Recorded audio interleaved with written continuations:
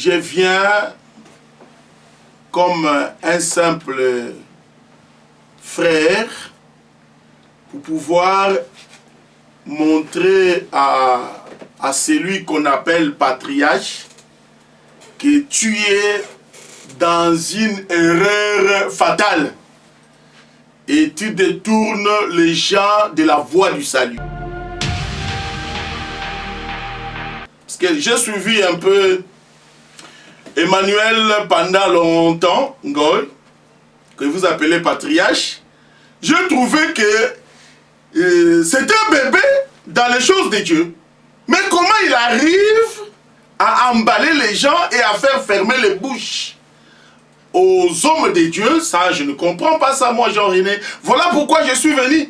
D'abord pour poser les fondements de la prière.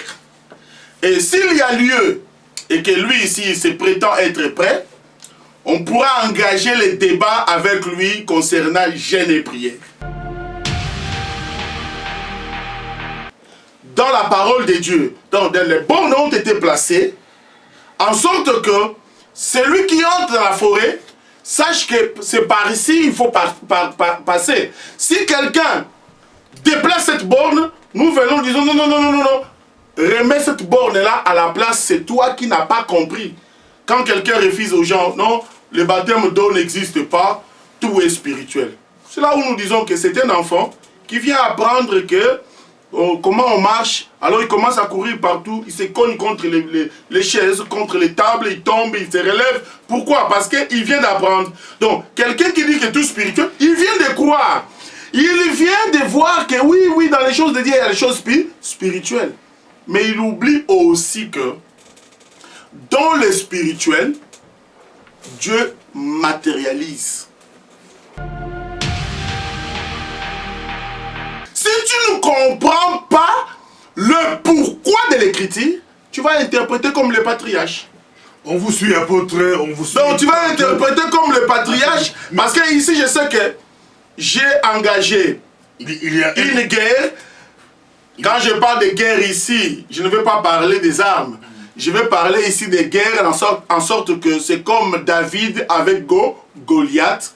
Nous allons nous retrouver. Je parle ainsi pour qu'ils sachent que tous ces enseignements, j'ai essayé de passer ça au peigne fin.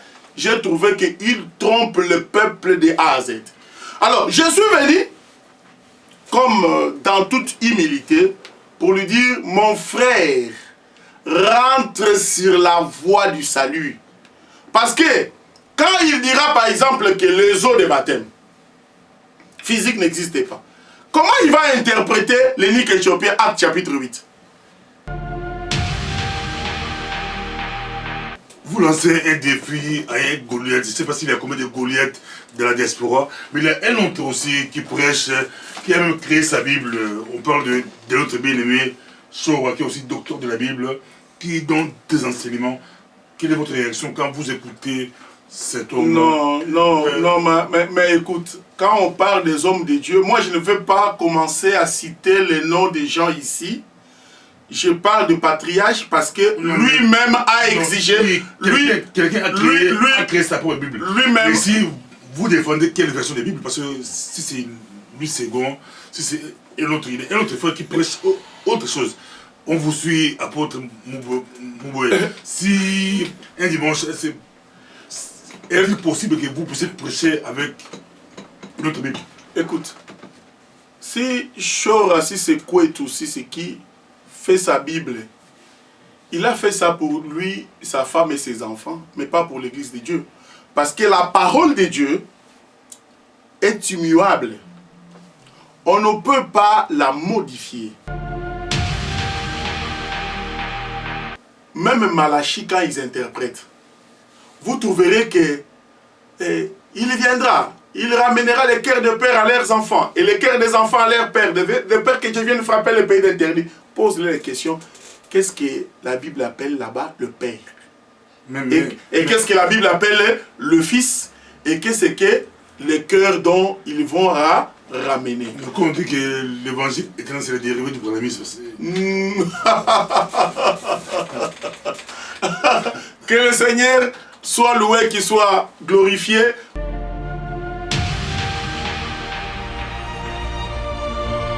Bonjour, je suis la sœur Esther. Comme vous me connaissez, j'étais folle avant et je suis guérie aujourd'hui. Et moi je crois que le temps est arrivé, que Dieu réponde, que Dieu réponde aux prières de ses enfants. La Bible dit, il y a un temps pour pleurer, mais il y a un temps aussi pour se réjouir. Il y a un temps pour se réjouir. Je vous invite à venir à cette veillée parce que le Dieu de l'apôtre Alanga est vraiment très fort.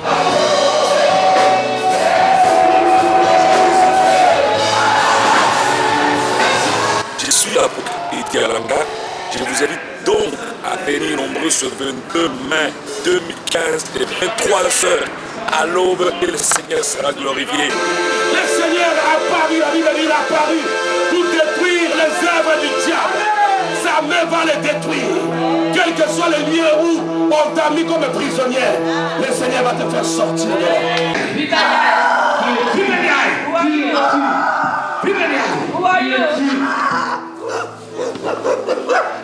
Je vous invite à venir à cette veillée parce que le Dieu de l'apôtre Alanga est vraiment très fort. Venir nombreux ce 22 mai 2015 de 23h à l'aube et le Seigneur sera glorifié. Bonne arrivée, que Dieu vous bénisse.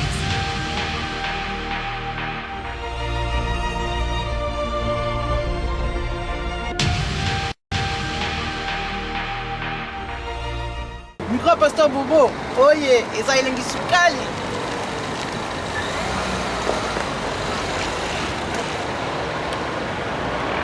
Chers téléspectateurs du micro du pasteur Bobo, partout où vous êtes à travers le monde, nous vous disons bonjour ou bonsoir, ça dépend de l'heure à laquelle vous nous regardez. Nous sommes ici à Bruxelles, place au pasteur. Nous sommes avec l'apôtre Jean-René Mouboyaï, que vous connaissez, que vous aimez tant, qui lors de sa dernière prestation au niveau du micro du pasteur Bobo, dans un grand débat télévisé sur est-ce que tout est-il spirituel, vous l'avez beaucoup apprécié. Il est avec nous aujourd'hui. Bonjour apôtre. Bonjour bien-aimé. Bonjour.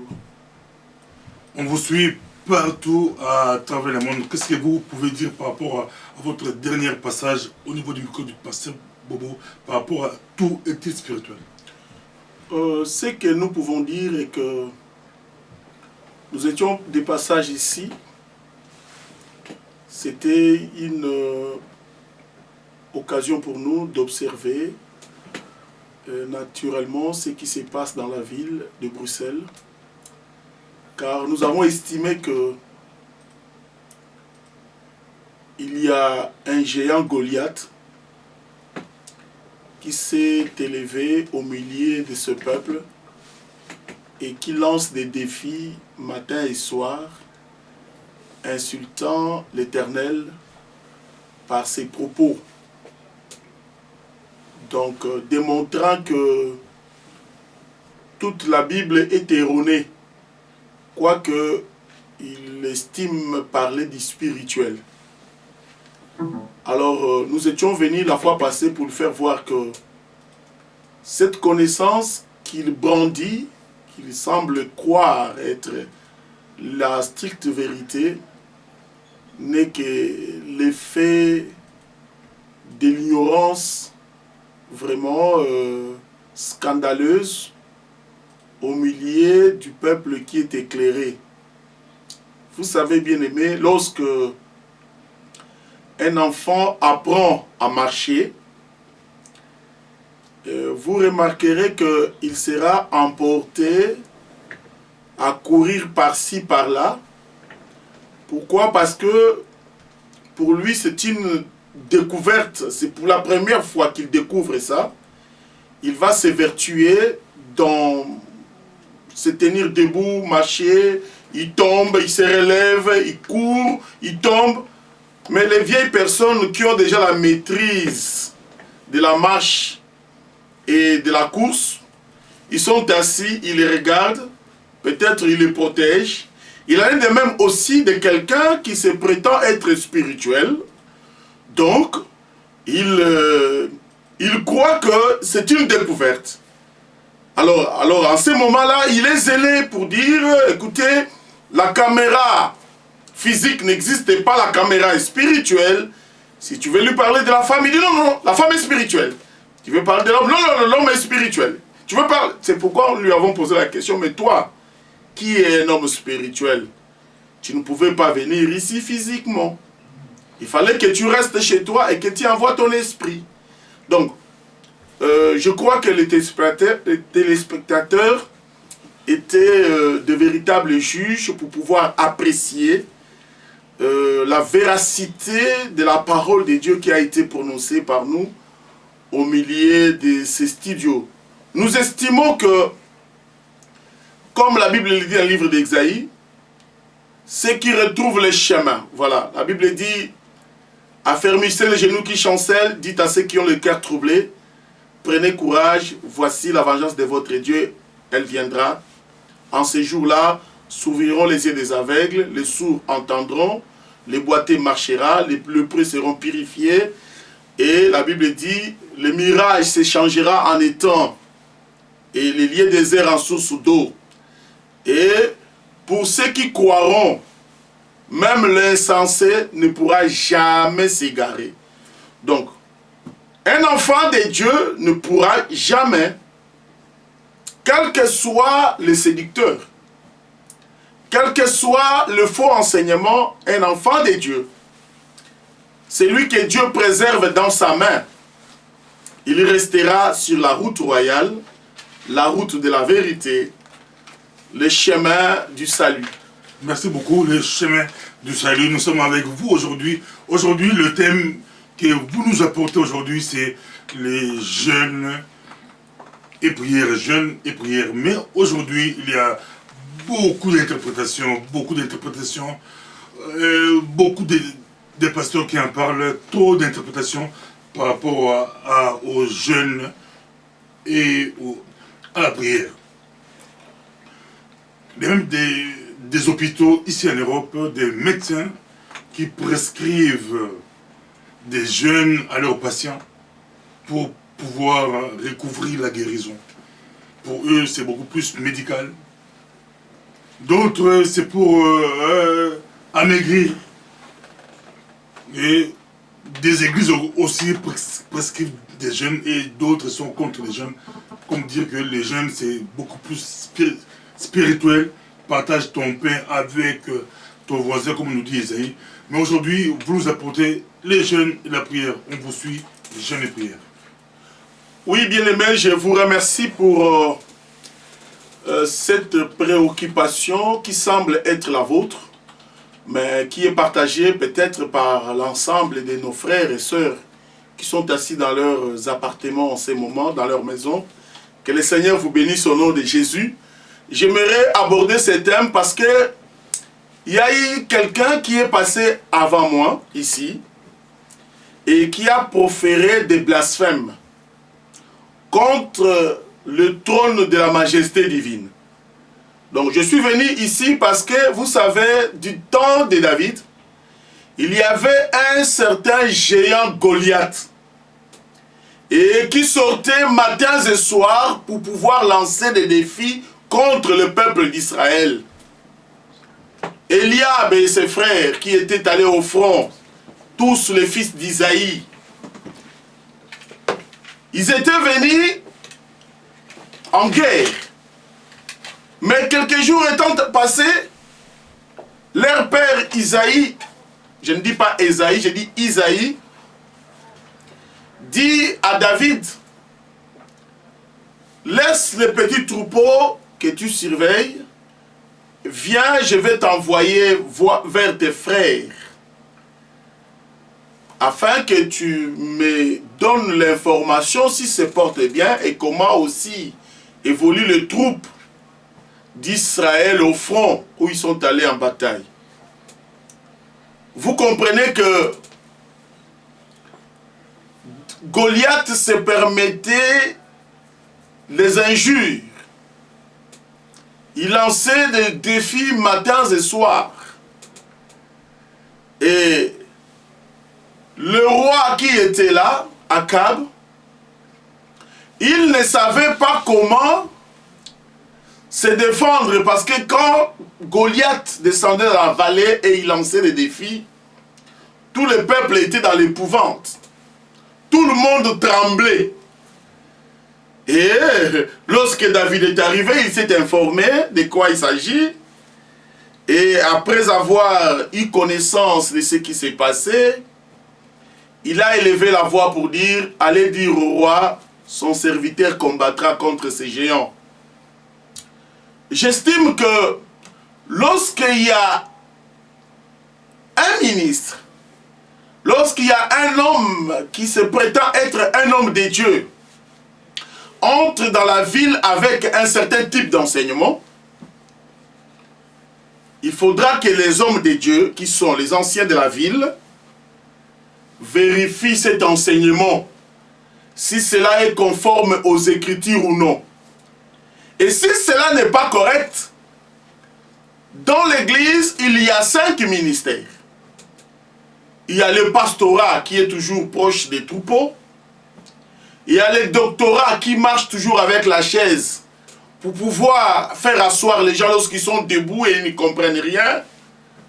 Il y a le prophète qui déchire le ciel pour amener la compréhension à une écriture qui est fermée. Il y a l'apostolat qui est là pour surveiller la doctrine.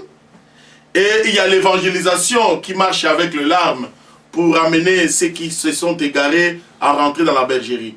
Donc, ici, nous avons un problème d'un enseignement qui a été présenté sur la prière et les jeûnes. J'ai suivi d'autres enseignements sur le baptême, des histoires comme ça, que je prends tout, je mets à la poubelle. Et j'aimerais dire une chose. Bon, je crois, on vous suit. Il faut que j'introduise mon... Oui, c'est important de vous interrompre. Tu parles du patriarche Emmanuel Ngoï qui a parlé du jeûne, et nous de la prière, jeûne biblique. Je crois, je ne sais pas si c'est lui, mais je sais que quelqu'un est passé. Il a parlé que les jeûnes, c'est spirituel. Alors, moi, je suis venu ici pour lui démontrer que il est en erreur.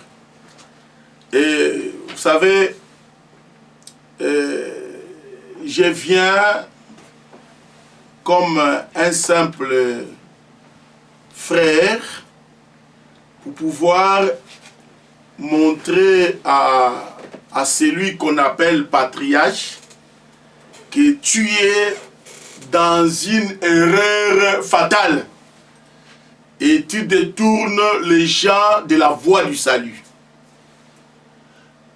Mais vous savez que je ne peux pas commencer d'abord à faire le débat avec lui sans poser d'abord le fondement. Donc, êtes-vous prêt à faire un débat avec Patrice Emmanuel Ngoï? Mais parce que maintenant, le peuple ne sait pas. Il y a beaucoup d'hommes de Dieu dans cette ville.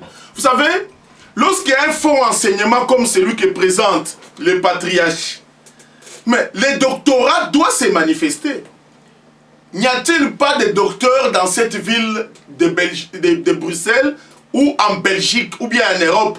N'y a-t-il pas de docteurs? Parce que c'est le travail des docteurs de venir démontrer au soi-disant patriarche que tu es en erreur. Prendre les écritures de Genèse Apocalypse, lui démontrer que cela est faux. Mais comme les docteurs, ils se cachent, ou je ne sais pas pourquoi ils ne veulent pas venir, parce que ça c'est un combat relatif au ministère doctoral. Alors, en ce moment-là, je commence à me poser des questions, parce que j'ai suivi un peu Emmanuel pendant longtemps, Ngoï, que vous appelez patriarche. Je trouvais que c'est un bébé dans les choses de Dieu. Mais comment il arrive à emballer les gens et à faire fermer les bouches aux hommes de Dieu? Ça, je ne comprends pas ça, moi, Jean-René. Voilà pourquoi je suis venu. D'abord pour poser les fondements de la prière. Et s'il y a lieu, et que lui ici il se prétend être prêt, on pourra engager les débats avec lui concernant jeûne et prière. Apôtre Jean-René Mouboye, on vous laisse le temps pose le fondement par rapport au jeûne et la prière. Voilà. Donc, je commence avec les Écritures saintes. Vous savez, j'aimerais d'abord souligner une chose. Les mots de la Bible, que les linguistes appellent les mèmes, le lexème, ou les atomes de sens, n'ont pas le même signifié que dans le langage courant. Ici, tout celui qui se prétend être prédicateur, apôtre, prophète, évangéliste, docteur, patriarche ou quoi que ce soit, qu'ils comprennent que la Bible n'a pas été écrite en français. La Bible n'est pas aussi écrite en lingala ni en anglais. La Bible est écrite dans le langage de Dieu. Voilà pourquoi un des ministres dit « N'appelez pas conjuration ce que le monde appelle conjuration. N'appelez pas cœur ce que le médecin appelle cœur. » C'est là où beaucoup de gens sont allés à côté. Ils ont commencé à dessiner les cœurs de la pompe circulatoire sous prétexte que c'est ça le cœur de l'homme. Et quand on veut leur dire changez vos cœurs, ils touchent ici, ils pensent que c'est ce cœur ici dont Dieu parle. Écoute, David, l'homme selon le cœur de Dieu. Donc, en d'autres termes, Dieu a un cœur. Or, Dieu est spirituel. Alors, quel est le cœur de l'esprit? Vous comprenez que il y a beaucoup de choses que certains prédicateurs mal affermis, qui n'ont pas maîtrisé la sémantique biblique et qui viennent tenir des discours de manière tordue pour pouvoir dérouter les enfants de Dieu. Je prends les livres d'Exode.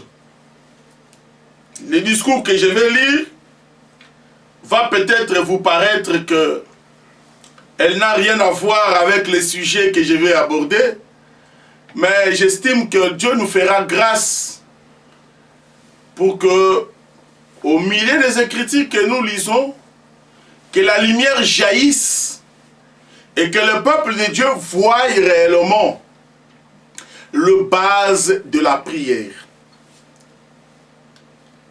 Je commence à plutôt Exode chapitre 25.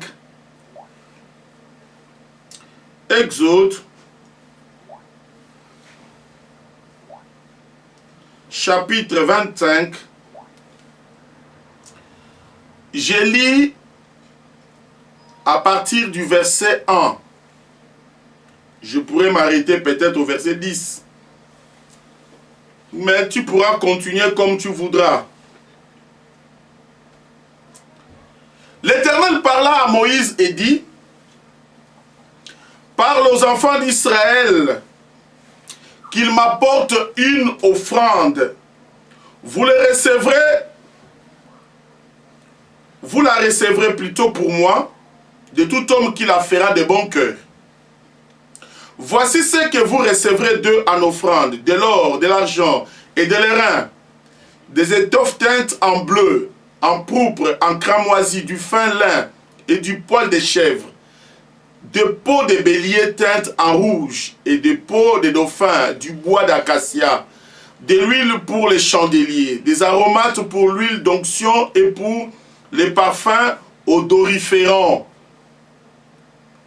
des pierres d'onyx et d'autres pierres pour la garniture de l'éphod et du pectoral. Ils me feront un sanctuaire et j'habiterai au milieu d'eux.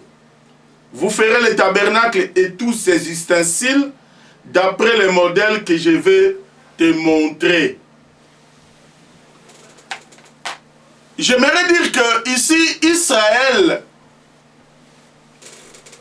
lorsqu'ils avançaient dans le lieu désert, Imaginez-vous 600 000 hommes de pied, sans compter les femmes et les enfants, qui traversent par illustration Bruxelles. Nous pouvons estimer, parce qu'Israël faisait beaucoup d'enfants, nous pouvons estimer à 4-5 millions de personnes qui traversent Bruxelles. Donc comme ils traversent, ils peuvent avoir besoin de faire pipi. Ils peuvent avoir besoin de faire le grand besoin. Ils peuvent avoir besoin de jeter un papier, ainsi de suite. Donc leur passage n'était pas apprécié par le peuple qui était aux alentours, les Ammonites et les Moabites, ainsi de suite. Alors, le peuple qui apprenait qu'Israël passait par leur territoire, il s'organisait de telle sorte qu'une armée aille les attaquer pour les dérouter, les détourner de leur chemin, pour qu'ils ne passassent pas par leur chemin. C'est ainsi que Israël, dans la marche, il livrait des combats, des batailles, ainsi de suite. Jusqu'à ce qu'Israël s'est mis à pleurer. Moïse, qu'est-ce que toi tu nous as fait? N'y avait-il pas de sépulcres en Égypte? Là où nous étions bien, on mangeait des concombres, on mangeait des melons. Pourquoi tu nous as conduits dans ce lieu désert pour que nous périssions, nous et nos enfants, et nos femmes et nos hommes? Alors Dieu, Moïse est allé sur la montagne. Je vous raconte comme ça de manière lapidaire. Il a parlé à l'Éternel. L'Éternel lui a dit, alors descends. Mais avant de descendre, viens, je vais te faire voir. Dieu a appelé Moïse au sommet de la montagne. Et Dieu a fait voir à Moïse son habitation. La maison dans laquelle lui habite. Lui l'Éternel. Moïse a vu et Dieu lui a dit, on prend les mesures. Ils ont pris les mesures. Ils ont terminé. Dieu lui a fait voir l'équipement qui était dans la maison. Et Dieu dit, j'ai entendu ce que tu m'as parlé relativement au problème d'Israël, mais descends au pied de la montagne là où tu as laissé le peuple. Tu vas leur dire, bon d'accord, l'Éternel veut habiter au milieu de vous. Mais pour qu'il habite, il faut que je lui construise une maison semblable à celle qu'il habite dans les lieux élevés. Alors, Moïse a demandé à Dieu, je vais construire avec quoi? Dieu lui dit, non, non, tu descends vers le peuple, demande-le de te donner une offrande. Et tu prendras l'offrande de la part des enfants d'Israël, mais tu ne prendras pas n'importe quelle offrande. Tu prendras l'offrande d'entre les mains, suis-moi très bien, d'entre les mains seulement de la personne qui la donnera de bon cœur. Celui qui ne la donne pas de bon cœur, tu ne pourras pas percevoir son offrande. Et avec l'offrande, tu me feras un tabernacle. Et moi, je viendrai tabernacler, je viendrai en d'autres termes habiter au milieu de vous pour défendre votre cause. Pour pouvoir résoudre un problème au milieu de vous. Vous voyez, Dieu avait l'ambition d'habiter au milieu de nous. Au milieu du peuple qui est sur la terre. Et Moïse est descendu. Remarque que Moïse avait reçu de la part de Dieu le mandat ou la capacité de lire sur le cœur des gens. Il lisait sur le cœur des gens. Tu amènes ton offrande, Moïse regarde, tu donnes ton offrande, il te regarde sur le cœur, il dit non, ça, ce n'est pas de bon cœur. Rentre avec ton offrande. Tu donnes, il regarde, il dit, ça c'est donné de bon cœur. Il y prend. C'est ainsi que Moïse a pris toutes les offrandes qui étaient amenées, comme la Bible l'a cité, et avec ces offrandes, Moïse a construit un tabernacle. Apôtre Moubouaï, on parle du jeûne et prière. Oui, je suis en train de poser les bases, mon frère. Si le fondement n'est pas bien posé, la prière ne sera pas bien comprise. Alors, Moïse a construit le tabernacle dans le but que l'Éternel qui tasse le ciel et vint habiter au milieu du peuple. En sorte que tous les besoins d'Israël, que l'Éternel commence à les résoudre étant sur terre, vivant au milieu d'eux. Donc c'est les soucis, c'était les soucis de l'Éternel depuis longtemps, d'abandonner le trône de la majesté divine et de descendre sur terre, habiter au milieu d'un peuple qui s'est choisi, afin d'apporter des solutions à leurs problèmes. C'est là où je vais te scandaliser. En te disant, remarque, la maison que Moïse, ou le tabernacle que Moïse a construit, c'était un tabernacle qui n'était autre que le produit d'une offrande. En d'autres termes, je peux paraphraser en disant ceci, que Dieu habite dans l'offrande. S'il n'y a pas d'offrande, Dieu ne pourra jamais habiter. Et quand je parle de l'offrande, ne touche pas tes poches. Là, tu serais en erreur. Dieu habite dans l'offrande parce que le tabernacle n'était autre que le produit d'une offrande que le peuple a donnée. Et vous êtes sans ignorer que la Bible dit que l'Éternel est le même hier, aujourd'hui et éternellement. Si hier, Dieu a habité dans un tabernacle qui n'était que le produit d'une offrande, aujourd'hui, Dieu ne pourra jamais changer. Il n'habitera que dans une offrande. Et quelle offrande? Une offrande donnée de bon cœur. Voilà là où j'ai commencé pour te dire une chose. Dieu veut habiter au milieu parce que quand nous prions, la Bible dit là où 2 ou 3 s'assemblent en mon nom, je suis au milieu d'eux. Comment Dieu viendra au milieu de nous si l'écriture de Exode chapitre 25 ne s'est pas accomplie? Donc, tu dois d'abord commencer par comprendre que le tabernacle n'était qu'une offrande. Et Dieu ne change pas. Voilà là où je récupère l'écriture de Jean, chapitre 3, verset 16. Je ne suis pas là pour vous commencer à vous lire les écritures comme certaines personnes qui croient qu'en lisant plusieurs écritures, en ce moment-là, il explique. Non, ici, je prends l'écriture, je déchire. Toi, tu vas lire chez toi à la maison, Jean, chapitre 3, verset 16.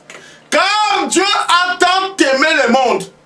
Parce que quand la Bible dit, soyons imitateurs de Dieu, en d'autres termes, nous voyons ce que Dieu fait et nous imitons cela. Et c'est ça le salut. Regarde. Il dit, car Dieu a tant aimé le monde qu'il a donné. Il a donné quoi? Il a donné une offrande. Donc, Jésus Christ, c'est une offrande de Dieu. Voilà pourquoi, frère, Jésus pouvait se permettre de dire que Dieu est à moi. Il est à moi parce que moi que vous voyez, Jésus-Christ, je suis une offrande. C'est ainsi que, bien aimé, tu comprends, c'est l'accomplissement de Genèse, d'Exode plutôt chapitre 25, où Moïse construit une maison et Dieu vient à tabernacler. Mais cette maison vient d'une offrande. Vous voyez? Donc, en d'autres termes, Dieu habite dans l'offrande. Or, les Saintes Écritures disent ceci. Vous sondez les Écritures, vous croyez en elle avoir la vie, mais ces Écritures rendent témoignage de moi. En d'autres termes, les Écritures parlent de Jésus. Les Écritures ne parlent pas des gens aînés. Les Écritures ne parlent pas des Ngoï, des Chimang, des Bukabao, des Kisolokel. Les Écritures de Genèse Apocalypse parlent du Seigneur et Sauveur Jésus-Christ. Quand tu ouvres une écriture, oh bien-aimé patriarche, quand tu ouvres une écriture, tu dois d'abord voir Jésus. Et si tu ne vois pas Jésus, sache que tu as mal interprété. Que le Seigneur te pardonne. Écoute, donc Dieu habite dans l'offrande. Et cette offrande, c'est ce que Dieu a fait, il a donné. Donc Jésus-Christ est un don. Jésus-Christ est une offrande que Dieu a apportée. Voilà pourquoi le Seigneur pouvait se permettre d'habiter en lui. Maintenant, toi et moi, parce que beaucoup de gens chantent, celui qui est à moi est plus fort que celui qui est dans le monde. Alléluia, c'est bon. Mais comment il a habité en toi sans que toi, tu sois une offrande? Vous voyez? Donc, pour commencer la prière, il faut d'abord que toi, tu te réalises qu'il est avec moi. Parce que s'il est avec, remarque frère, c'est qu'une femme désire, c'est la présence de son époux. Ce n'est pas des voitures, des télévisions et des canapés. Si tu as l'habitude de ne pas rester chez toi, je te dis, sois délivré au nom de Jésus. La femme n'a pas besoin dans un premier temps de toutes vos histoires là. Voiture, même fait, Audi, tout ça, ce n'est que des accessoires. Ce qu'une bonne femme désire, d'abord, c'est la présence de son mari. Or, nous sommes l'église. Nous sommes la femme d'un homme qu'on appelle Jésus-Christ. Ce que nous voulons faire, c'est la présence. Or, pour qu'il soit présent, pour qu'il écoute ce que nous disons, il faut qu'il habite avec nous.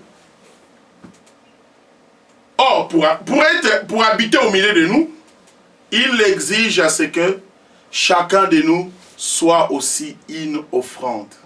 Car Dieu n'habite jamais dans une maison à louer. Oh non, Dieu vient un peu habiter, après demain tu vas aller. Non. Pour que le Seigneur habite en toi, tu dois t'offrir toi-même comme une offrande. Je prends le livre parce que peut-être tu te dirais, voilà cet homme. Je prends le livre des Romains.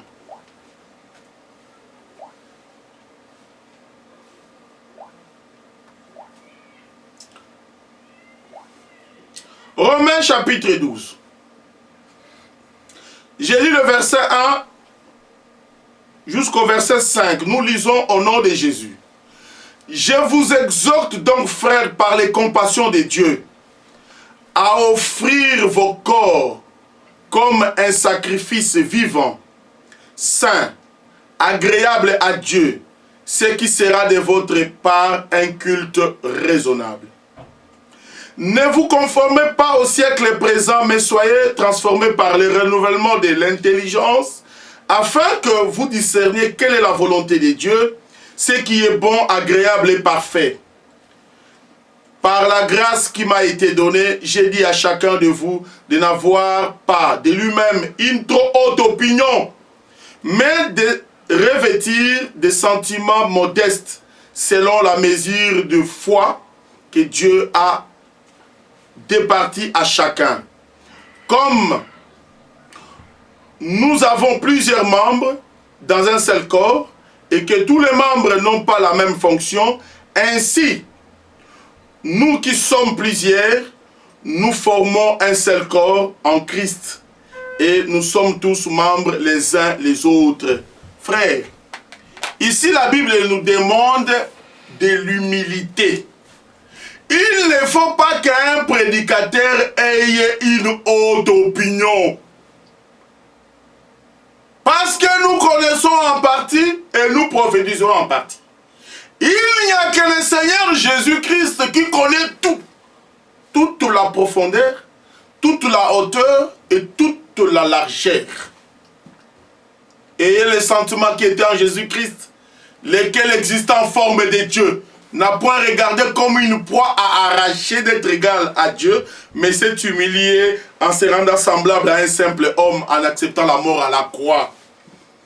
Un homme de Dieu, on le reconnaît par l'humilité, pas par l'arrogance, pas par les moi. Ça fait montre que tu n'as pas encore connu ce que nous appelons, Dieu ne t'a pas encore brisé. Écoute, je disais dans Romains chapitre 12, la Bible dit, je vous exhorte donc frères, par les compassions de Dieu, à offrir vos corps comme un sacrifice agréable, saint et parfait, ce qui sera de votre part un culte raisonnable. Voilà là où le culte commence. La prière commence par « je m'offre à Dieu ». J'aime bien les Saintes Écritures parce qu'elles sont toutes complémentaires. Regarde ce qu'elle dit. Elle dit « Dieu ne se répand pas de ses dons ni de ses appels ». En d'autres termes, quand Dieu donne, il ne peut plus récupérer ce qu'il a donné. Il a déjà donné, il a donné. Mais toi, ce qui m'a étonné, c'est la manière dont tu as trompé. Tu as dit, Dieu, je te donne ma vie. Mais en réalité, tu ne lui as pas donné. Parce que tu récupères ce même corps que tu sembles avoir donné, tu l'amènes dans la prostitution. Tu amènes ton corps dans les mensonges. Tu te chamailles avec les gens. Tu te bagarres. Oh bien-aimé, celui qui a offert son corps à Dieu, il accomplira Matthieu 5. À partir de verset 37, la Bible dit, vous avez appris qu'il a été dit, tu aimeras ton prochain et tu haïras ton ennemi. Mais moi je vous dis, aimez vos ennemis. Bénissez ceux qui vous maudissent. Élevez. Donc, un enfant de Dieu ne se venge pas lui-même, parce que le corps qu'on a insulté ne lui appartient plus. Il ne tire pas vengeance, il n'insulte pas, parce que si tu m'insultes, c'est le propriétaire du corps à qui j'avais donné qui pourra se venger. Alors maintenant, lorsque tu as déjà offert ton corps à Christ, tu dis, Seigneur, je m'offre à toi. Amène-moi là où tu voudras. Conduis-moi comme tu veux. Avant, je me conduisais moi-même. Maintenant, j'aimerais à ce que toi, tu prennes la direction de ma vie et que tu me conduises. Ah, le Seigneur dit, ah, si cela est ainsi, tu dois prendre un engagement. Donc, si tu veux que l'Éternel te conduise, les premiers éléments, c'est un engagement. Apôtre, vous voyez le fondement est bien mis, mais par rapport maintenant aux jeunes. Mais c'est là où je suis en train de marcher. Peut-être aujourd'hui, je ne vais pas aborder de manière prompte les jeunes, mais je vais d'abord commencer par la prière. Et peut-être la séance prochaine, je vais attaquer les jeunes. Parce que les jeunes de ne pas manger les riz et les foufous existent. je suis venu pour relever les défis des faux, de celui qui a posé un faux enseignement. Je suis venu pour relever ces défis, mais laissez-moi marcher. Et j'aimerais que je les relève pendant que lui est là. Donc, vous allez comprendre que celui qui s'est offert à Dieu pour que le Seigneur le conduise, la Bible demande à ce qu'il prenne un engagement. Il doit prendre un engagement. Pourquoi doit-il prendre un engagement? Je vais commencer par les Saintes Écritures anciennes et nous allons traverser la frontière pour prendre le Nouveau Testament. Tu comprendras d'abord premièrement que Élie a marché avec Élisée pendant 3 jours. Les prophètes, les fils des prophètes, ont parlé à Élisée. Est-ce que tu sais qu'aujourd'hui, ton maître te sera enlevé? Il a dit, oui, taisez-vous, je le sais. Ils ont marché. Tout au long de la marche, frère, Élie avait fermé la bouche. En d'autres termes, il avait pris les livres, il a fermé. En d'autres termes aussi, il a pris le ciel, il a fermé. Parce que le ciel, c'est un livre qu'on peut ouvrir et qu'on peut fermer. Ça, je reviendrai une autre fois. Mais écoutez, Élie a marché avec Élisée pendant toute la période de la marche. Élie, il a fermé la bouche. Arrivé au bord de la rivière, Élie enlève son manteau. Frère, le manteau d'un homme de Dieu. Il enlève son manteau. Élisée était là, il le regardait. Il y a les gens, quand il est pasteur, tu dis bonjour frère. Attention, moi je ne suis pas ton frère. Hein? Non, hein? Appelle-moi pasteur. Non, c'est dit n'importe quoi.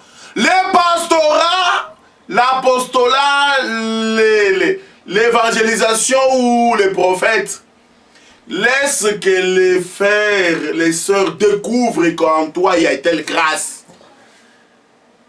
Ce qui compte devant Dieu, c'est d'être un frère. Écoute, ils arrivent au bord de la rivière. Élie enlève son manteau. Il tient ça à la main. Il le roule. Il forme un bâton. Parce que c'est lui qui déchire. Dieu est le même hier, aujourd'hui, pour toujours. Il ne pouvait pas prendre le manteau comme ça, jeter dans l'eau pour que l'eau... Non, non. La Bible dit il roule là. Et il frappe.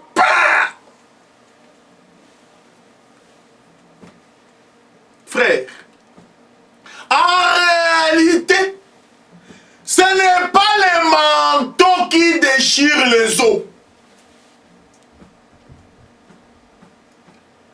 Ce qui déchire les os, c'est un vent. Mais pas un vent de l'Occident. C'est un vent de l'Orient. Lis Exode chapitre 14. Tu comprendras que même lorsque Moïse avait frappé les eaux de la mer Rouge, les eaux ne s'étaient pas déchirées. Oh, Moïse avait frappé les eaux et les eaux se sont déchirées. Tu es dans une confusion. Lis bien la Bible. Il a frappé les eaux étaient restées comme ça. Rien ne s'est opéré.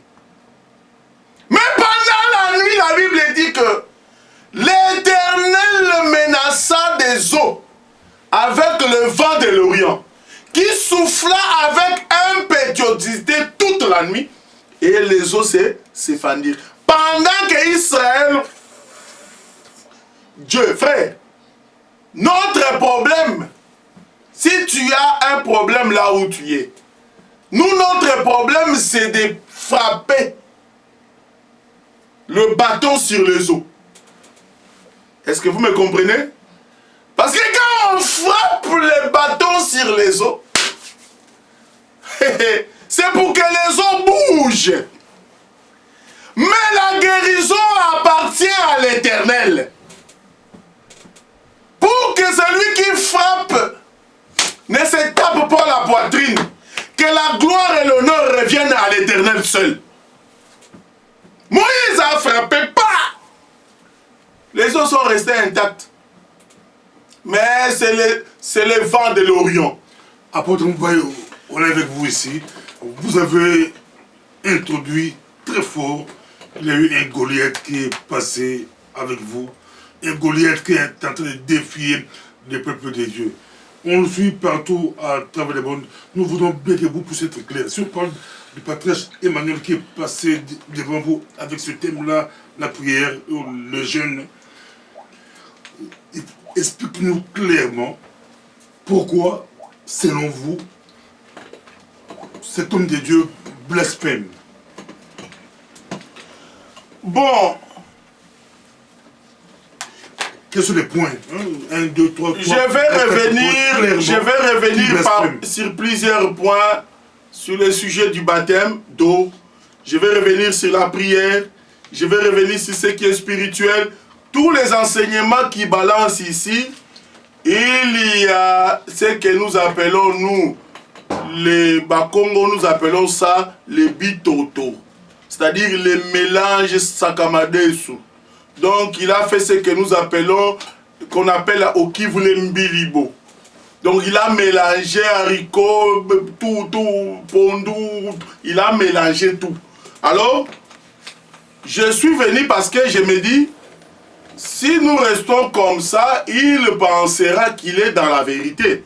Donc ici on le suit, le public le suit, parce qu'il est très suivi aussi. Ouais. Il faut que vous puissiez démontrer bibliquement clairement. Ouais, c'est ça que je suis en train de marcher pour montrer que le baptême d'eau existe. C'est-à-dire, le fondement de la prière d'abord, c'est lorsque je m'offre moi-même à Dieu et puis je prends un engagement. C'est ainsi que je t'ai fait voir d'abord dans l'ancienne alliance avant qu'on monte dans la nouvelle alliance, parce que j'ai encore beaucoup d'éléments à ajouter là-dessus. Donc dans l'ancienne alliance, tout comme dans la nouvelle alliance, comment le baptême c'est fait. Donc remarque que Élie, en marchant, il arrive devant les eaux, il roule, il tape, Dieu sépare les eaux, il traverse avec Élisée. Ce n'est qu'après avoir traversé les eaux, qu'Élie plutôt dit à Élisée, maintenant demande ce que tu as besoin et cela te sera accordé. Donc, sans avoir traversé les eaux, Élie n'a pas parlé. Est-ce que vous me comprenez? Élie avait fermé sa bouche. En d'autres termes, Élisée n'a pas eu l'autorisation d'adresser une prière à Élie pour demander quelque chose avant la traversée des eaux. Ça, c'est le baptême. Deuxième point. Donc, avant de traverser, quand ils ont traversé, c'est à ce moment-là qu'Élie lui dit, bon, demande maintenant ce que tu as besoin. Et Élisée dit, non, non, écoutez, maître, je voudrais ce que tu me donnes la double portion de la grâce qui est sur toi. Et Élie lui dit, bon, d'accord, j'accepte ce que tu me demandes, mais cela te sera accordé seulement si tu me vois quand je serai enlevé. Donc, tu as traversé, c'est bon. Tu as demandé un bain, mais il faut aussi que tu voies. Donc, il y a l'engagement, parce qu'il s'était engagé à marcher avec Élie. 2, il a pris l'engagement de traverser. 3, on lui exige, il faut que tes yeux s'ouvrent pendant que je serai enlevé. Donc, lorsque Élie et Élisée marchaient ensemble, remarque dans le discours d'Élie, tu sais que ton maître sera enlevé, oui, je sais qu'il pensait qu'il marchait avec un homme. Pam, pam, pam, pam, pam. Mais quand ils ont traversé, ils pensaient toujours qu'il était avec un homme. Mais lorsque Élie fut enlevé, le discours d'Élisée change. Il dit maintenant, ah, mon père, frère, quand il lit la Bible, ne le lit pas comme un roman. Il dit, mon père, char d'Israël et sa cavalerie. Un juif ne peut pas appeler père n'importe qui. Parce qu'il a compris que la personne avec qui il marchait n'était pas un homme de nature humaine. C'était Dieu lui-même. C'est pourquoi il a crié mon père, char d'Israël et sa cavalerie. Donc, quand Élie est monté, les yeux se sont ouverts, il a compris que non, il n'avait pas affaire à un humain. C'était l'Éternel. J'aimerais te dire que Élie, Moïse ne sont pas des hommes. Ce sont les ailes de l'oiseau, du grand aigle. Regarde Malachie chapitre 4. Pour vous qui craignez mon nom, s'élèvera le soleil de la justice et la guérison sera sous ses ailes. Donc, le soleil de la justice, qui est le Seigneur Jésus-Christ, il a les ailes. Et la guérison est sous les ailes. Or, les ailes, c'est qui? Il dit, souvenez-vous de la loi de mon serviteur Moïse, et voici, je vous enverrai Élie les prophètes. Donc, nous comprenons que les ailes du soleil, c'est Élie et c'est Moïse. Voilà pourquoi, quand nous allons à la montagne de transfiguration, quand on dit son visage resplendit comme quand son visage prend la forme du soleil, regarde, les ailes arrivent. Élie et Moïse. Apôtre, on vous suit partout à travers le monde, on est avec vous ici. Une question encore qu'on va vous poser clairement.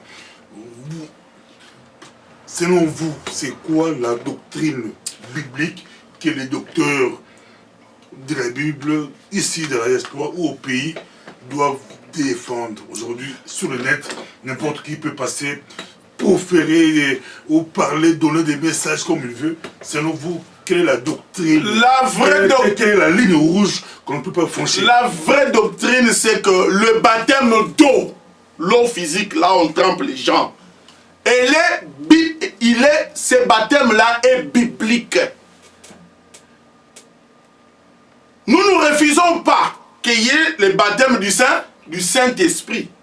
Mais le baptême d'eau, pas l'eau parole, ça on connaît, mais l'eau physique. Parce que la Bible dit nous sommes fondés sur les enseignements des apôtres et des prophètes. Jésus-Christ est à la pierre à anguiller. Comment vous définissez la doctrine? La doctrine, c'est ce qui... La ligne rouge à ne pas franchir. Par exemple... Tu dis baptême d'eau, oui, baptême d'eau, c'est à respecter. C'est pas... Non, parce que toute la Bible est ensémencée de morceaux de doctrine, des morceaux de prophéties, des morceaux de ceci, de cela. Si je cite ici, je ne citerai pas tout.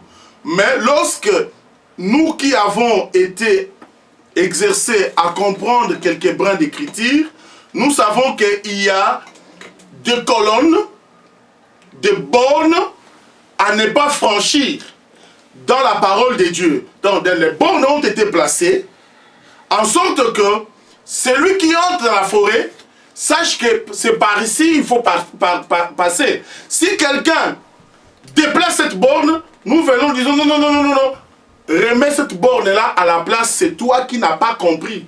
Quand quelqu'un refuse aux gens, non, le baptême d'eau n'existe pas, tout est spirituel. C'est là où nous disons que c'est un enfant qui vient apprendre que comment on marche, alors il commence à courir partout, il se cogne contre les chaises, contre les tables, il tombe, il se relève. Pourquoi? Parce qu'il vient d'apprendre. Donc, quelqu'un qui dit que tout spirituel, il vient de croire. Il vient de voir que oui, dans les choses de Dieu, il y a des choses spirituelles. Mais il oublie aussi que dans le spirituel, Dieu matérialise. Parce que tout ce qui existe est fait de ce qui était invisible. L'écriture de Romains chapitre 1 nous dit: les perfections invisibles de Dieu, sa puissance éternelle et sa divinité se révèlent comme à l'œil quand on les considère dans les ouvrages de Dieu. Quand on dit ouvrage, c'est quoi? Dans l'œuvre que Dieu a faite. Donc, ne pas boire, ne pas manger, selon vous, C'est biblique. C'est la parole de Dieu parce que je suis venu ici, j'ai des écritures. Et comment vous interprétez Esaïe? Là on dit partage ton pain. C'est là où les frères s'est cassé les dents. Je l'ai suivi. Il dit non mais voilà les vrais gènes, voilà parce que les animaux, ainsi de suite. J'ai dit mais frère, écoute, Esaïe chapitre 58. Quand la Bible dit voici comment est le vrai gène, ce vrai gène-là qui consiste à ne pas commettre des péchés, à partager les pains aux gens, ainsi de suite. Alors, nous pouvons dire que l'ONU héritera le royaume des cieux parce qu'il fait les vrais gènes. Il donne aux gens les pains, il donne les foufous, les pommes. On lui dit que les pains qui donnent... Les pommes. Lui dit que les pommes... Non, attends. Les pommes. Non, parce qu'il dit distribuer les pommes. Les pains ici, donner les pains aux gens. Il dit, prends quelqu'un qui est affamé là-bas, amène-les ici, donne-lui. C'est là, tu vois la Bible, il dit... Non, lui donne le pain physique, lui dit, il faut prendre les vrais gènes, c'est seulement être un ministre. C'est le ministre qui peut donner les pains aux gens qui sont affamés, leur donner la nudité, et leur donner la place où dormir, amène-les chez toi et qu'ils dorment. C'est là où je dis qu'il a un problème de l'extrême. Tu sais, si tu n'as pas assez d'outils linguistiques, tu ne comprends pas la structure syntaxico-sémantique du discours. Tu ne comprends pas le pourquoi de l'écrivain. Parce que l'écrivain, quand il écrit une écriture, il écrit avec un pourquoi. Apôtre Moubouraï, on vous suit. Ici, lui, quand il lit, il reste dans la lettre. Je glorifie le Seigneur parce que la Bible dit la lettre tue. C'est l'esprit qui vivifie. Si tu ne comprends pas le pourquoi de l'écriture, tu vas interpréter comme le patriarche. On vous suit, apôtre, on vous suit. Donc tu vas interpréter comme le patriarche, parce que ici je sais que j'ai engagé une guerre. Quand je parle de guerre ici, je ne veux pas parler des armes. Je vais parler ici des guerres en sorte que c'est comme David avec Goliath. Nous allons nous retrouver. Je parle ainsi pour qu'ils sachent que tous ces enseignements, j'ai essayé de passer ça au peigne fin. J'ai trouvé qu'il trompe le peuple de A à Z. Alors, je suis venu, comme dans toute humilité, pour lui dire, mon frère, rentre sur la voie du salut. Parce que, quand il dira par exemple que les eaux de baptême physique n'existaient pas, comment il va interpréter l'énigme éthiopien, Acte chapitre 8? Ils étaient sur les chars. Philippe a expliqué l'écriture. S'il dit, la parole c'est ça l'eau, c'est ça le baptême. Philippe avait déjà expliqué l'écriture et l'énigme avait déjà compris. Mais pourquoi l'énigme lui a dit, voici l'eau? Et ils sont descendus du char. Et ils ont eu le baptême, il a baptisé. Pourquoi? Si l'évangile c'est ça le baptême. Pourquoi il a dit, voici l'eau? Et pourtant, il avait déjà expliqué et l'énigme avait déjà compris. Une autre question que vous posez. Il y a quelqu'un d'autre.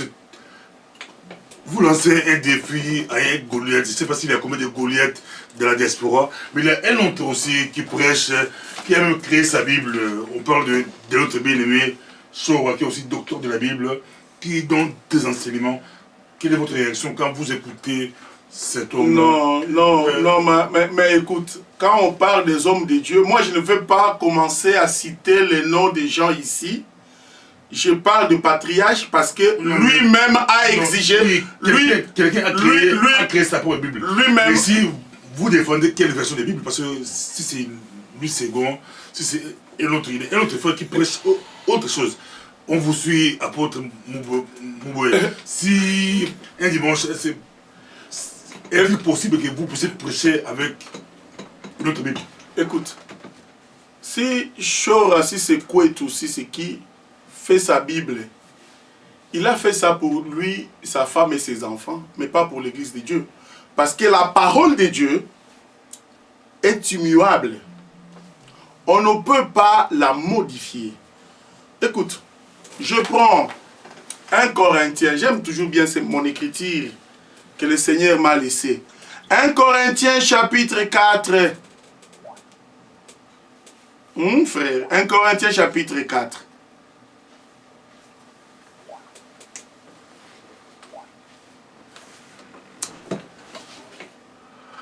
Verset 6. Nous lisons l'écriture. La Bible dit, c'est à cause de vous, frères, que j'ai fait de ces choses une application à ma personne et à celle d'Apollos, afin que vous appreniez par nos personnes à ne pas aller au-delà de ce qui était écrit. Et que nul de vous ne conçoive de l'orgueil en faveur de l'un contre l'autre. Vous savez, tu peux prendre cette Bible. Tu modifies la syntaxe. Le Saint-Esprit, quand il vient, il va mettre ces syntaxes en ordre.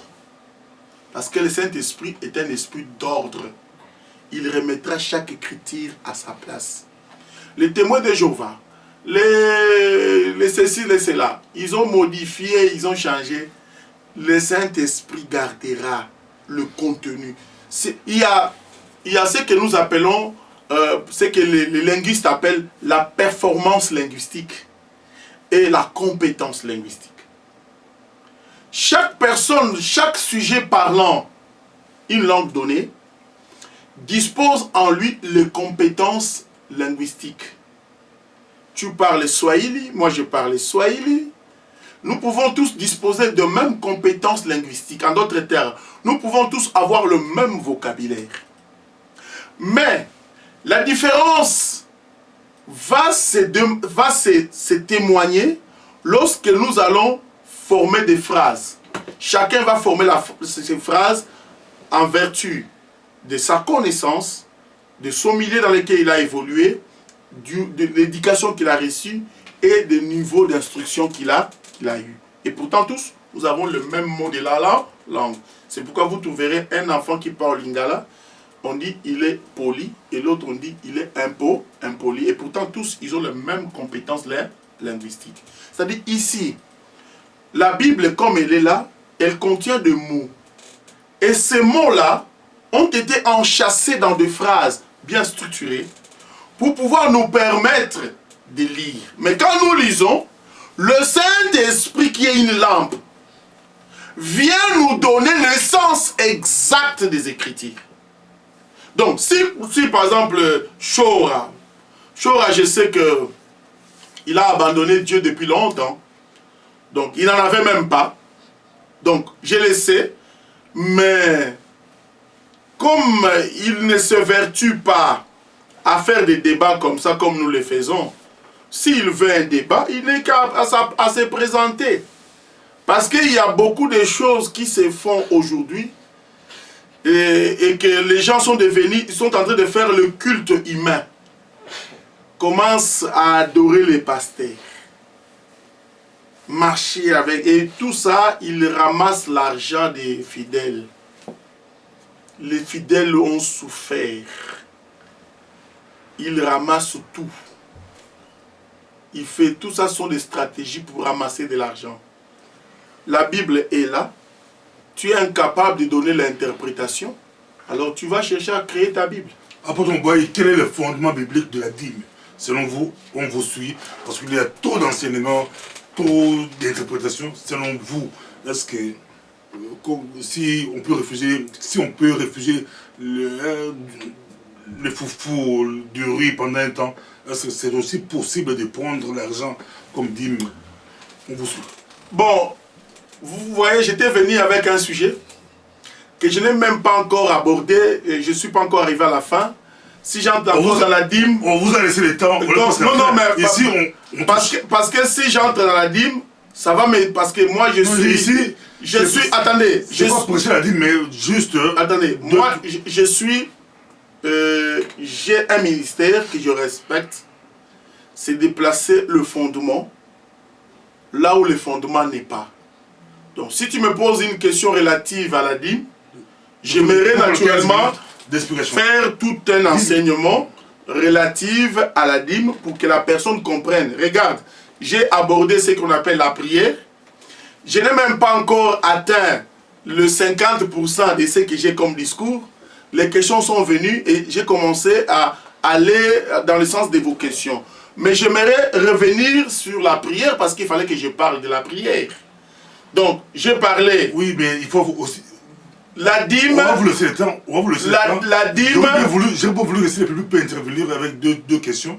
Et puis, on vous laisse la dîme telle que prônée par Moïse, c'est une erreur pour le moment de l'appliquer parce que cet enseignement comporte des faiblesses. Donc, si tu vois dans une église un pasteur, un apôtre, un évangéliste qui demande la dîme, alors il faut lui demander d'accomplir tout ce que Moïse a dit concernant la dîme. Vous partagez la même vision avec les Shora, les patriarches, là c'est pas la même vision. Non, pas la même vision. Je sais qu'un homme de Dieu mérite un salaire. Mais je n'appelle pas ça dîme pour plusieurs raisons que je ne sais pas stigmatiser ici. Je sais qu'un homme de Dieu, il doit percevoir parce qu'il doit vivre aussi. Il doit avoir une famille, il doit avoir une femme et des enfants à nourrir.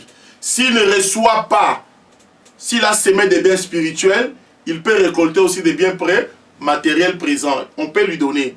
Mais je n'appelle pas ça dîme parce que dîme n'est pas applicable. Je laisse le public poser des questions. Je donne un exemple. Je donne un exemple simple, s'il vous plaît. Je donne un exemple, s'il te plaît. Si par exemple je suis un pêcheur, je vais au lac ou bien à la mer, je pêche un poisson. C'est ça mon travail, je suis pêcheur, j'ai attrapé 1 ou 2 poissons. Comment je vais donner la dîme? Je vais commencer à couper ça en petits morceaux, mettre sur la balance pour avoir 1/10. C'est ça la faiblesse de la loi mosaïque. Donc, maintenant, comment le faire? Comment? Parce que l'ouvrier mérite son salaire. Le salaire n'est pas seulement spirituel, mais le salaire aussi parce qu'il a besoin de vivre. Apôtre, donc, on va conclure sur la prière. Sur la prière, mais je laisse la place aux autres aussi, s'ils peuvent poser 2-3 questions. C'est aussi intéressant pour enrichir le débat, parce qu'on le suit, Merci beaucoup, on vous laisse. Ok. Moi, j'allais poser une question seulement à propos de la prière, parce que dans nos temps, il y a des jeûnes de prière de 3 jours à sec, jeûne à sec, 3 jours, 7 jours, 21 jours, 40 jours. Par rapport à la doctrine ou bien à la Bible, aux Écritures, qu'est-ce que cela veut dire normalement? 3 jours, 7 jours, 21 jours, 40 jours, jeûne et prière à sec. Est-ce que c'est biblique ou c'est pas biblique? Bon, je disais que celui qui me pose la question semble avoir la connaissance. Je me pose toujours la question de savoir comment un prédicateur peut organiser les jeûnes de 2 jours. Il a trouvé le modèle où? C'est beaucoup, c'est peu, Non, les jeûnes de 2 jours n'existent pas dans la parole de Dieu. Les jeûnes de 4 jours n'existent pas, de 5 non plus, de 6 non plus, de 8, de 10, ça n'existe pas. Donc, quand vous lisez la Bible de Genèse et Apocalypse, vous trouverez qu'il y a eu des gens qui ont jeûné soit 1 jour, soit ils ont jeûné 3 jours, soit ils ont jeûné 7 jours, soit 14, soit 21, soit 40 jours. Donc, on n'a jamais vu que ce soit avec les apôtres, que ce soit avec les anciens, la loi mosaïque, on n'a jamais trouvé les gens jeûner pendant 2 jours. Si c'est 1, 3, 7, 40... Oui, maintenant il faut comprendre pourquoi pas juste... Pourquoi on doit faire les jeûnes de 1 jour? Pourquoi on doit faire les jeûnes de 3 jours? Pourquoi on doit faire les jeûnes de 7? Pourquoi des 14? Pourquoi seulement des 21? Pourquoi des 40? Pourquoi seulement ces nombres-là? Pourquoi? Quel est le secret? Et dans quel cas on peut utiliser les jeûnes de 1 jour? Dans quel cas on peut utiliser les jeûnes de 3 jours? Dans quel cas on peut utiliser le jeûne de 7 jours? Et en quoi vous péchez si vous faites 4 jours? C'est là où je suis en train de me moquer du patriarche. Parce que quand il dit qu'il n'y a pas de jeûne, c'est que le patriarche est plein de mauvais esprits. Excusez-moi de le dire comme ça. Donc, il est plein de mauvais esprits parce que certains esprits peuvent abandonner l'homme que lorsque tu es vraiment plongé dans la prière intense. Donc, je reviens ici pour dire que nous avons pour fondement les apôtres et les prophètes. Et Jésus-Christ étant la pierre angulaire. Donc, si je veux faire quelque chose, je dois tirer le modèle, soit chez les patriarches, les 12 patriarches, parce que quelqu'un aujourd'hui c'est un patriarche, je me pose la question comment? Parce que les 12 patriarches sont les 12 fils de Jacob. Alors, donc quand on prend les 12 apôtres et les 12 patriarches, ce sont ceux-là qui constituent le fondement. Et le fondement fondamental, c'est la pierre angulaire qui est Jésus-Christ. Bon. Tu vas faire les prières de 2 jours. On va te poser la question, pourquoi tu fais la prière de 2 jours? Mais en quoi vous péchez? Vous péchez parce que ce n'est pas d'abord biblique. La Bible dit, n'allez pas au-delà de ce qui était écrit. Et j'aimerais te faire voir une chose. Lorsque l'homme et la femme étaient dans le jardin d'Éden, tu me suis? Ils étaient nus. Et ils ne se rendaient même pas compte qu'ils étaient nus. Mais lorsqu'ils ont péché, ils se sont vus nus. Et ils ont cherché des feuilles de figues pour se couvrir. Remarque une chose, frère. Lorsqu'un homme et sa femme sont dans une chambre à coucher, lorsqu'ils sont nus, ils n'en ont pas honte. Mais lorsqu'ils sortent au salon ou dehors, là ils ont honte de leur nudité.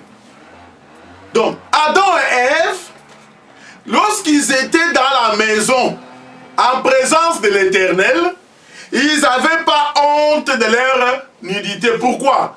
Parce que l'Éternel était comme l'époux et Adam et Ève étaient comme une femme. Et lorsqu'ils sont sortis en dehors de la maison, parce qu'un homme, il aime lorsque la femme est dans la maison. Lorsque tu rentres du travail, tu arrives, votre maman est là, oui, elle est là, le cœur. Mais lorsque maman n'est pas là, c'est ça qui est arrivé dans le jardin d'Éden. Quand Dieu est arrivé, il arrive comme ça, là où il trouvait Adam et Ève, il ne les trouve pas, il dit, ma femme, où es-tu? Adam, où es-tu? Elle était sortie.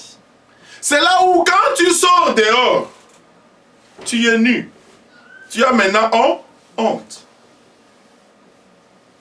Maintenant l'homme, quand il arrive dans la chambre, il ne trouve pas sa femme. Est-ce qu'il va dormir? Non. Parce qu'il a envie, il a besoin de sa femme. La femme est sortie dehors. Et la femme ne sait plus comment rentrer. Il ne connaît pas les chemins pour rentrer dans la maison. Tu es où je suis ici, mais je ne sais pas comment rentrer dans la chambre. L'homme dit, mais porte tes apolés les quotas. Je ne sais pas. Alors l'homme dit, je dois aussi sortir dehors pour aller prendre ma femme et la faire entrer. Voilà la démarche que Dieu a fait. Maintenant, pour si je sors dehors, nu, je serai un scandale. Je dois m'habiller. C'est ainsi que Dieu s'est habillé. Mais quand il s'est habillé pour sortir, quand il est sorti habillé, les gens qui l'ont vu dans les rues de Jérusalem ont dit fils de Marie, fils de Joseph. Pourquoi? Parce qu'il était habillé. Est-ce que vous me comprenez? On vous suit. Maintenant, lorsqu'il est sorti, il prend la femme. Il dit, nous allons maintenant rentrer dans la chambre à coucher. La femme dit, je ne sais pas, dit, suis-moi, car je suis le chemin. Or, pour entrer dans le tabernacle, donc tu ne peux pas entrer sans avoir accompli les formalités formalité du parvis. C'est là où j'ai dit au patriarche, mais yo continue parce que olekina nonaki voté. Patriarche, je lui avais demandé la fois passée, frère, il faut que je te baptise. Parce que comment comprendre Makambo et Bombami tant que tu n'es pas passé par le kiff des reins? On vous suit, deuxième Donc, question. c'est ici où je suis en train de faire voir que Christ est venu. Jean-Baptiste l'a remarqué, il dit, mais yo, ça, mon col m'a habité. Faites cela. Parce que je vais te baptiser. Baptise-moi. Non, mais toi, tu n'as pas de péché. Tu vas. Il dit, non, faites cela afin que l'écriture ça s'accomplisse. Afin que ma femme voie les chemins. Comment rentrer. Bon, yo sukoyo, oh boy, frère, où est-ce que, regarde, où est-ce que les souverains sacrificateurs adressaient à Dieu la prière? C'était dans les lieux saints des saints. Mais comment il pouvait arriver là-bas s'il n'est pas passé par le parvis? C'est là où je dis aux frères, que d'abord, tu dois prendre l'engagement d'une bonne conscience. Merci beaucoup. On voit l'apôtre Jean-René Mouboué en train de monter. Il a décollé, il a monté. Mais est-ce que dans la salle, deuxième question, ça sera bon? Deuxième question. Excuse-moi, apôtre, moi j'aimerais bien vous poser la question parce que là je viens de suivre le patriarche qui a parlé sur l'Ancien Testament et le Nouveau Testament. Il a dit que l'Ancien Testament ça commence par Genèse et ça se termine par l'Apocalypse. Et il a dit encore que le Nouveau Testament ça commence par Genèse et ça se termine par l'Apocalypse. Et là, on n'arrive pas à comprendre. Mais là, c'est quoi l'Ancien Testament et le Nouveau Testament? Et il a dit que l'Ancien Testament, c'est Dieu lui-même qui a écrit parce que Moïse avait monté sur la montagne de Sinaï et Dieu lui avait donné le détable. C'est ça qui était l'Ancien Testament. Et le Nouveau Testament, c'est l'alliance de Christ qu'il lui a fait parce qu'il était mort et il est ressuscité. C'est ça le Nouveau Testament. Et maintenant, moi, j'aimerais bien comprendre. Dieu, lorsque Moïse avait monté sur la montagne, il était allé prendre le détable de la loi ou il était parti prendre la Bible et tout consort, ou il était parti prendre la Bible, l'Ancien Testament et le Nouveau Testament, ou il avait juste allé prendre l'Ancien Testament. Ok. C'est une bonne question, mais elle est simple parce que tu la comprends aussi. Sauf que, comme je le disais tantôt, quand Patriarche prend les Écritures, tellement qu'il n'est pas passé par le parvis, les voiles les jeter sur son front, sur son cœur. Il ne comprend pas les Écritures. Regarde, on ne peut parler d'un testament que lorsque la mort du testateur est constatée. Lorsque le testateur est encore vivant, on ne peut pas parler du testament. Qui était mort dans l'Ancien Testament pour qu'on parle qu'il y a un testament? Personne.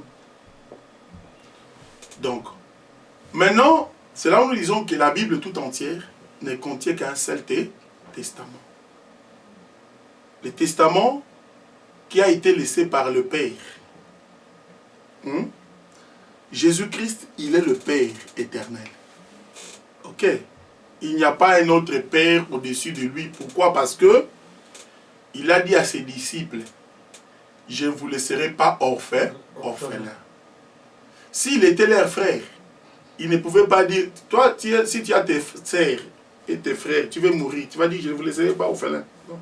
Celui qui peut dire que je ne vous laisserai pas orphelins ne peut être qu'un père. Parce que les enfants ne peuvent être orphelins que des pères ou des mères. Alors Jésus dit à ses disciples, je ne vous laisserai pas orphelins. Alors, qu'est-ce que j'aimerais dire par là? J'aimerais dire que c'est lorsque Christ est mort à la croix qu'on parle du testament. Mais nous pouvons parler de l'ancienne alliance et la nouvelle alliance. L'ancienne alliance a été faite dans Exode chapitre 34 lorsque Dieu a dit à Moïse, lève-toi dès le matin, viens sur la montagne, amène-moi des nouvelles tables et des pierres, parce que les premières étaient brisées, amène-moi des nouvelles tables et des pierres. Et l'Éternel écrit sur les tables des pierres avec son doigt. Il faut savoir que quand Dieu écrit avec le doigt, sur les tables de Moïse, jusqu'à aujourd'hui, Dieu n'écrit toujours qu'avec le doigt.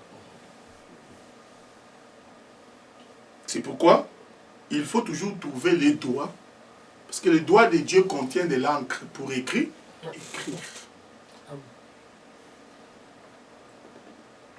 Le doigt de Dieu, c'est le ministère. La main de l'Éternel, c'est les 5000 ministères. C'est pourquoi Paul dit, vous êtes manifestement une lettre de nous, écrite non dans du papier avec de l'encre, mais par l'Esprit. C'est-à-dire que quand nous prêchons, nous écrivons. Un ministre, quand il prêche, il écrit sur les tables non des pierres, mais des cœurs. Pour que la parole de Dieu reste gravée. Est-ce que vous me comprenez? Donc, en d'autres termes, l'alliance que Dieu a faite avec Israël, c'était une alliance du matin. Mais l'alliance faite avec Abraham, c'était une alliance du soir. Quand tu prends Genèse chapitre 15, 16, 17, 18, tu remarqueras que lorsque Dieu a parlé avec Abraham, la Bible dit, Dieu lui dit, prends une génisse de 3 ans, un bélier de 3 ans, une chèvre de 3 ans. Et tu vas le déchirer au milieu. Prends aussi une tourterelle et une jeune colombe. Il a pris, mais il n'a pas déchiré les animaux. Pourquoi? Ça, il n'y a que l'évangile de la grâce qui explique. Donc, mais la Bible dit, quand le soleil fit coucher, le flamme passa au travers des animaux partagés. Et ce jour-là, l'Éternel fit alliance avec Abraham. Et lui fait des promesses au coucher du soleil. Mais avec Moïse, dans Exode 34, il dit, monte à la montagne dès le lever du soleil. Donc, il y a 2 alliances. Une alliance du matin et une alliance du soir. Donc, lorsque le soleil se couche, nous disons, il est question de l'épouse. Lorsque le soleil s'élève, nous savons qu'il est question d'Israël. Mais où placez-vous l'alliance davidique? Hein? L'alliance que Dieu a fait avec David. David n'est pas autre chose. David n'est que la suite de Moïse. Parce que tous les autres prophètes qui sont venus après Moïse, ils n'ont fait que promulguer la loi mosaïque. Tout comme tous les autres apôtres, évangélistes qui sont arrivés après Jésus ne font que promulguer l'alliance faite avec Jésus. Donc, c'est pourquoi Moïse dit, l'Éternel votre Dieu vous suscitera un prophète comme moi. Celui qui l'écoutera sera sauvé. Donc, en d'autres termes, il n'y a que l'alliance faite avec Moïse et l'alliance faite avec Christ. Mais il y a un seul testament. Un seul testament, pourquoi? Parce que ce que Moïse a fait, comme sous forme de testament, les animaux qu'on égorgeait, ainsi de suite, la Bible appelle ça, c'était l'ombre des choses à venir. Or, l'ombre n'est pas l'exacte représentation des choses. Si je me tiens debout et que mon ombre s'épand, ma silhouette s'étend sur la terre, et que toi tu viens dans le but de m'embrasser, si tu me laisses et tu veux embrasser l'ombre, tu ne mourras pas. Tu vois, l'ombre a des mouvements, fait des mouvements, mais l'ombre n'a pas de vie. Merci beaucoup, apôtre. Et on va vous attendre. La vie se trouve dans la personne. L'ombre, quand tu vois l'ombre bouger, c'est comme elle a la vie, mais en réalité, elle n'a pas la vie. C'est là où Patriarche se casse les dents. Quand il lit une écriture de l'ombre, il veut l'interpréter de sa propre manière, alors il se casse les dents. Apôtre Jean-René Mouboé, est-ce que Caïn est-il le fils biologique du serpent? Fils biologique du serpent. Mais frère, mais là c'est écrit d'abord noir sur blanc. La Bible dit que Adam connut sa femme Ève et ils enfanta Caïn. C'est pas moi qui l'ai dit, c'est Genèse. Il a connu. L'enseignement qui vient que les serpents avaient des pieds, ils marchaient, Dieu a dit. Bon, ça c'est... Ce sont des prédicateurs des ténèbres.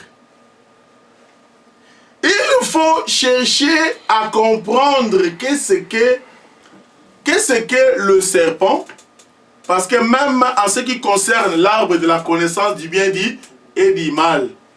J'ai dit, mais... Donc Branham était prédicateur de ténèbres. Frère, je n'aime pas toucher les noms des gens. Je touche l'écriture. Si quelqu'un se sent... Vous savez, si quelqu'un...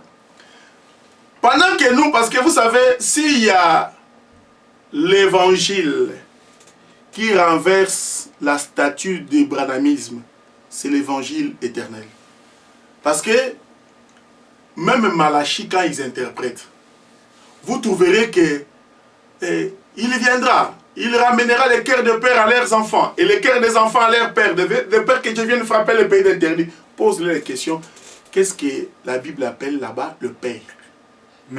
Et qu'est-ce que la Bible appelle le fils? Et qu'est-ce que les cœurs dont ils vont ramener? Donc on dit que l'évangile éternel c'est le dérivé du branhamisme. Que le Seigneur soit loué, qu'il soit glorifié. Vous savez que le branhamiste, lorsqu'il nous rencontre, il tremble. Être là-bas pour faire quoi? Souvent quand, vous savez... Ils ont commencé avant, les mouvements... Commencé avant. A commencé après. Notre mouvement a commencé après. Comment ferait-il dire des choses comme ça? Écoute. Parce que quand ils disent le temps de la fin, ils disent le temps de la fin a commencé avec Branham. Mais nous savons que le temps de la fin a commencé avec Christ. Le temps de la fin, c'est un jour. Parce que quand vous lisez Actes chapitre 2, le jour de la Pentecôte, qu'est-ce que l'apôtre Pierre a dit? Il dit, c'est ici ce qu'avait prophétisé le prophète Joël, que vers le jour de la fin, voici, je répandrai de mon esprit sur toute chair. Déjà, le temps de la fin, Paul n'est pas parlé. Et les branhamistes ne savent pas lire ça pour voir que non, le temps de la fin ne commence pas en 1900. Ça, vraiment, il faut être bandé, il faut être possédé pour ne pas voir les écritures noires sur blanc. Le temps de la fin, c'est le jour de la grâce. Excusez-moi, à l'apôtre, dernière question. Dernière question, En fait, on vient d'écouter ici que tout ce qui est dans l'Ancienne Alliance, donc l'Ancien Testament, c'est diabolique. Je n'ai pas dit diabolique. Posez beaucoup de questions. Non, pas faux. Ce n'est pas faux. Moi, je pose la question. Frère, qui a dit ça? Mon frère, posez des questions par rapport au message d'aujourd'hui. Ça sera plus correct. Oui, c'est ça. On le suit, pose des questions par rapport à ce qu'il lui a dit aujourd'hui. C'est ça que je suis en train de poser la question. Pose la question. Tout ce qui est dans l'Ancienne Alliance, c'est diabolique. Qui a dit ça? Je m'aimerais bien citer les noms. Les patriarches. Parce que je lui ai posé la question, j'étais clair avec lui. Et maintenant, moi, je m'aimerais bien savoir si tout ce qui était dans l'Ancienne Alliance, c'était diabolique. Alors, Dieu est un menteur. Parce que c'est Dieu qui a inspiré ces hommes pour écrire la Bible. Et deuxièmement, ceux qui ont travaillé de l'Ancien Testament, de la livre de Genèse à Malachie, ce sont des gens qui ne marchaient pas selon la parole de Dieu. Bon. Ça, j'aimerais bien savoir. Parce que lui, il nous a dit, les nouvelles alliances, c'est Christ. Mais il n'a pas donné la différence entre les noms de Jésus, Seigneur et Christ. Il a répondu directement, le nom qui est important de Jésus, c'est sur le Christ. J'aurais bien voulu que tu poses des questions par rapport à ce message. Ça risque de... En fait, j'aimerais bien comprendre parce que nous, quand on prie... Frère, j'ai compris ta question, bien-aimé. Écoutez, je n'aimerais pas parler beaucoup sur patriarche, mais s'il y a un faux enseignement, j'ai été appelé pour contredire un faux enseignement. Donc Dieu m'a fait grâce, s'il y a un faux enseignement, que je vienne par la grâce que Dieu m'a faite de m'opposer. Si c'était un bon enseignement, je vais dire Amen. Donc, dire que de Genèse à Malachie, c'est diabolique, donc là, c'est se jouer de l'Éternel. Parce que quand vous lisez 1 Corinthiens chapitre 10, on dit, tous ceux qui leur sont arrivés doivent nous servir d'exemple. Donc Israël est un exemple pour nous. Et Dieu ne peut pas nous demander de voir un exemple qui soit diabolique. La loi est-elle péché? La Bible dit loin de là. Mais il faut en faire un usage légitime. En d'autres termes, lui accorder un sens légitime, un sens correct. Vous voyez? Donc, les 10 commandements que Dieu a donnés à Moïse n'étaient pas diaboliques. Mais c'est que Israël a pris ce qui était dit. Il a expliqué, il a compris ça selon la lettre. C'est pourquoi la Bible dit, la lettre tue. Quand vous lisez les livres des chroniques, on dit, l'Éternel leur a donné des lois par lesquelles ils ne pouvaient pas vivre. Parce qu'ils ont interprété ça de manière littérale. Ils ont interprété ça selon la lettre. C'est ça qui les a tués. Et Christ est venu. Si la loi et les prophètes étaient diaboliques, Christ dit, je suis venu pour accomplir. Alors si cela a été diabolique, donc Dieu est venu accomplir le diabolique, non. Non, le frère s'est trompé. Il a ignoré tout simplement l'interprétation des Saintes Écritures. Pourquoi? Parce que il n'a pas eu l'occasion d'entrer dans le... Merci beaucoup, apôtre. Nous sommes presque à la fin. Ça a été un plaisir pour nous de vous avoir avec nous. C'est vraiment le grand débat. C'est le temps où il faut que des hommes de Dieu puissent s'élever, défendre la vérité, comme a dit l'apôtre. Mais on vous laisse 2 minutes. Si les gens qui nous regardent dans leur maison, s'ils veulent retenir quelque chose par rapport à la prière, ils doivent retenir quoi? On vous laisse 2 minutes. Bon, dans un premier temps, ce qu'ils peuvent retenir, parce que je n'ai pas abordé tout l'aspect tel que je l'avais envisagé, hein, je reviendrai. Ce que nous demandons à ceux qui nous écoutent, si vous désirez naturellement à ce que la lumière soit mise sur la table, parce qu'il y a beaucoup de faux prophètes, il faudra naturellement que vous veniez voir le pasteur Bobo, vous payez, vous dites, nous payons pour qu'il y ait tel débat. Nous, on viendra seulement débattre pour que la lumière soit montrée. Donc, viens voir le frère Bobo, paye. Si tu payes 10 séances, tu payes 5 séances, 3 séances, nous, on viendra pour exposer l'évangile. Donc ça, c'est... Et si cela ne tient pas, nous organiserons une conférence internationale ici à Bruxelles pour appeler tous les hommes de Dieu sur des thèmes tels que nous l'avons stigmatisé ici, afin que le peuple de Dieu ne marche pas dans les ténèbres, qu'il soit éclairé. Parce que nous avons été engagés par l'Éternel pour éclairer le peuple. Merci beaucoup. Nous l'appelons participation aux frais. Parce que il y a beaucoup de frais, vous participez pour la gloire de notre Dieu, mais notre mission, c'est beaucoup plus propager l'évangile. C'était un plaisir de vous avoir avec nous, bien que lors du dernier débat, l'apôtre était vraiment calme. Aujourd'hui, il est venu comme un défenseur de la doctrine chrétienne. Que Dieu vous bénisse, apôtre. Qu'il vous bénisse aussi et qu'il bénisse tous les bien-aimés qui sont dans leur maison. Nous souhaitons que vous restiez attentifs et que l'ennemi ne vienne pas ôter la foi qui est en vous. Vous avez cru au Seigneur, vous avez été racheté à un grand prix. demeurez dans le Seigneur et le Seigneur sera votre sauveur et votre libérateur au nom de Jésus-Christ. Amen. Amen.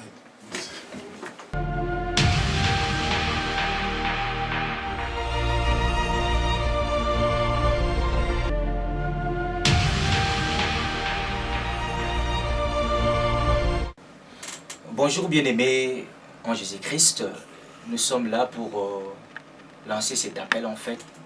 Et c'est l'église La Nouvelle Jérusalem à Anguien qui vous invite.